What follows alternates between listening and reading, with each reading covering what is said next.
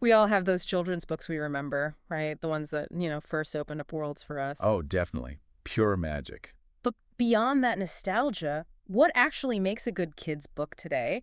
We've been doing a deep dive into some material you shared, looking at modern publishing trends. And Mm, honestly, some of it is, well, pretty eye-opening. Okay, let's unpack this. let's do it. Oh, Because our mission here isn't just about warm, fuzzy memories.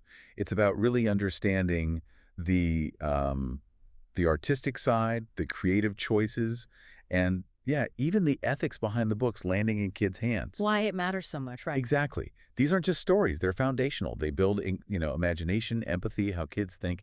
It's big stuff. And one of the first things that jumped out from the sources was this perceived lack of artistry in the illustration, Mm-hmm. which is huge because for little kids, the pictures are everything. They're the hook, the first way in. Yeah. What's fascinating here is how that directly connects, or maybe disconnects, a child from art right from the start. Hmm. We found comments pointing to lots of modern books relying on, well, visually kind of uninspired designs. Like how? Almost. Yeah. Cheap looking, Huh? simplistic, repetitive maybe. They feel rushed, like they're just churned out. Mass produced. Yeah, Right. yeah. And that fails to really spark a child's imagination, doesn't it? Yeah. Ideally, you want illustration showing beauty, detail, creativity, something that sets a high visual standard for them. Okay, so if the visuals aren't quite hitting the mark sometimes, Yeah. what about the actual stories? Because here's where it gets really interesting according to the sources. This idea of a lack of originality. Uh-huh. It's a really significant point that came up. The analysis suggested that maybe too many books are just recycling things. Like old plots. Yeah, tired plots or kind of generic characters, maybe formulaic situations you've seen a million times. It just leads to these predictable stories that, kids forget pretty quickly. Doesn't stick. Exactly. And it's not just about avoiding boredom. It's about encouraging kids to think, to be surprised, to solve problems if every story follows the same path. You're kind of training them not to expect the unexpected. Precisely. It can stifle that natural curiosity, that thrill of figuring things out. Hmm. Originality isn't just nice to have.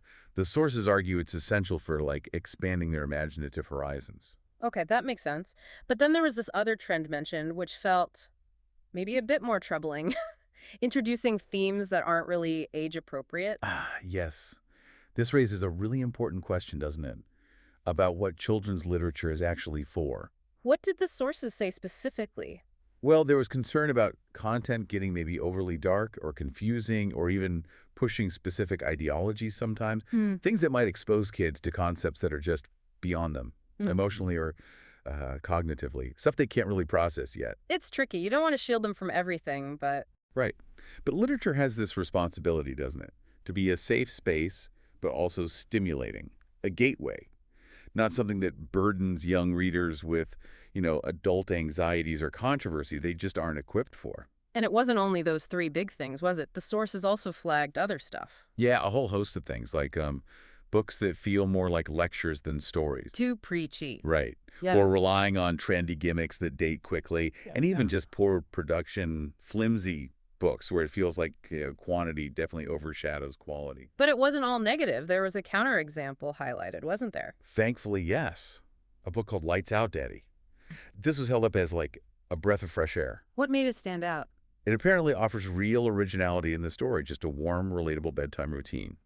But the key things were the illustrations described as really carefully crafted, beautiful, visually inspiring. And crucially, it creates this lovely interactive bond between the father and child in the story.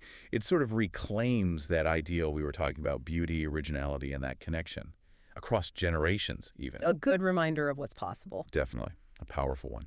So, wrapping this up, what does all this mean? For us, as people picking out books for kids or just caring about this stuff. Well, it clearly shows the landscape is pretty complex right now. Yeah. And maybe that careful, thoughtful selection matters more than ever.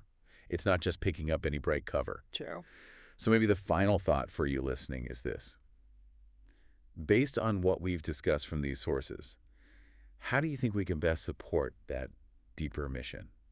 Producing books that genuinely enrich kids, that respect the boundaries of childhood and the stories we share. Something to think about next time you're in a bookshop or library. Definitely something to consider.